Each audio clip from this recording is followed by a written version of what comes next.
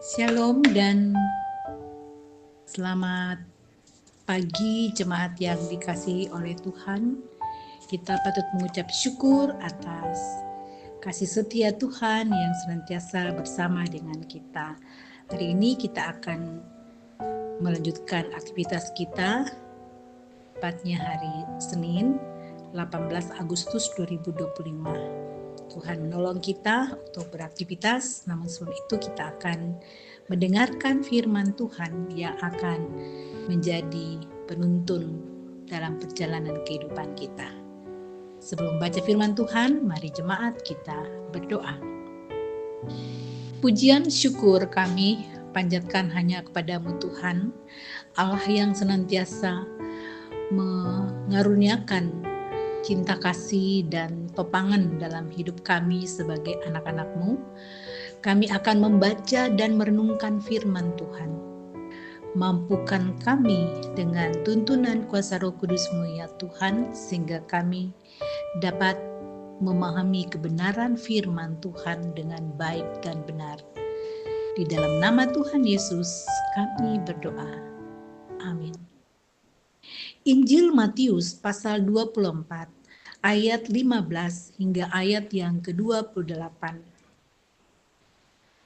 Jadi apabila kamu melihat pembinasa keji berdiri di tempat kudus, menurut firman yang disampaikan oleh Nabi Daniel, para pembaca hendaklah memperhatikannya. Maka orang yang di Yudea haruslah melarikan diri ke pegunungan. Orang yang sedang di peranginan di atas rumah janganlah ia turun untuk mengambil barang-barang dari rumahnya. Dan orang yang sedang di ladang janganlah ia kembali untuk mengambil pakaiannya. Celakalah ibu-ibu yang sedang hamil atau yang menyusukan bayi pada masa itu. Berdoalah supaya waktu kamu melarikan diri itu jangan jatuh pada musim dingin dan jangan pada hari Sabat. Sebab pada masa itu akan terjadi siksaan yang dahsyat seperti yang belum pernah terjadi sejak awal dunia sampai sekarang dan yang tidak akan terjadi lagi. Dan sekiranya waktunya tidak dipersingkat, maka dari segala yang hidup tidak akan ada yang selamat. Akan tetapi oleh karena orang-orang pilihan waktu itu akan dipersingkat. Pada waktu itu jika orang berkata kepada kamu, lihat Mesias ada di sini, atau Mesias ada di sana, jangan kamu percaya. Sebab Mesias-Mesias palsu dan nabi-nabi palsu akan muncul dan mereka akan mengadakan tanda-tanda yang dahsyat dan mujizat-mujizat. Sehingga sekiranya mungkin mereka menyesatkan orang-orang pilihan juga.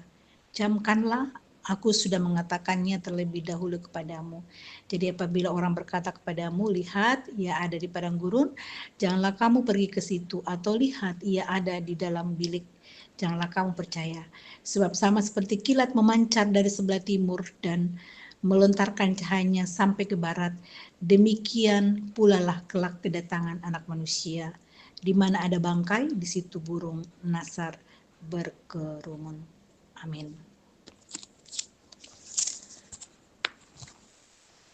Jemaat yang dikasihi oleh Tuhan, kita akan merefleksikan firman Tuhan yang telah kita dengarkan dengan tema Aku Sudah Mengatakannya. Setiap orang pasti pernah menerima pesan, wejangan atau nasihat dari orang tua dengan harapan menjadi bekal dalam menghadapi tantangan hidup di masa depan. Dan ketika kita menghadapi suatu tantangan, nasihat dari orang tua akan mengingatkan bahwa benar apa yang pernah dipesankan. Kepada murid-muridnya, Yesus memberi gambaran tentang apa yang akan terjadi mendahului kedatangan Anak Manusia. Bagaimana penderitaan, Mesias palsu dan nabi-nabi palsu akan muncul dengan tanda mujizat yang menyesatkan. Kata Yesus, perhatikanlah, aku sudah mengatakannya terlebih dahulu kepadamu. Pernyataan Yesus jelas bahwa apa yang telah disampaikannya adalah hal yang mesti mereka ingat dan perhatikan sehingga tidak mendatangkan penyesalan. Yesus berpesan agar mereka senantiasa berjaga dan mawas diri agar tidak terbawa arus, tersesat ataupun menyangkali imannya karena beratnya penderitaan dan godaan dari berbagai ajaran palsu. Pesan Yesus harus menjadi petunjuk untuk menilai dengan baik segala sesuatu situasi yang akan terjadi, supaya mereka teguh dalam iman, pengharapan, dan kasih kepada Kristus. Pesan serta peringatan Yesus juga menjadi pesan dan peringatan kepada kita yang hidup di masa penantian ini, bahwa kita harus membangun hidup beriman pada sumber pengajaran yang benar, yakni ajaran Yesus Kristus, sehingga kita mampu menghadapi pengajar-pengajar sesat dan bahkan penganiayaan dari mereka yang tidak percaya. Pengenalan akan Allah dan hidup yang berakar pada pengajarannya adalah sumber hikmat dan kekuatan dalam menghadapi semuanya. Roh Kudus akan menolong kita tetap bertahan di tengah ragam cobaan hidup. Amin. Mari kita berdoa. Ya Tuhan, kami bersyukur untuk firman-Mu yang sungguh meneguhkan kami di pagi hari ini, di mana Tuhan selalu mengingatkan kami bahwa menjalani kehidupan ini ada begitu banyak tantangan, sehingga seharusnya kami selalu mawas diri dan tidak terbawa arus, dan biarlah selalu berpegang teguh dalam iman, pengharapan, dan kasih hanya kepada Kristus. Tuhan, mampukanlah seluruh jemaat untuk selalu setia pada pengajaran firman Tuhan, selalu merindukan membaca firman Tuhan, menaikkan doa kepada Tuhan, dan mensyukuri mengalami persekutuan sebagai anak-anak Tuhan. Dan Tuhan berkati agar sepanjang hari ini jemaat dapat beraktivitas dengan baik dan juga selalu menjalani hidup yang bersandar pada Tuhan.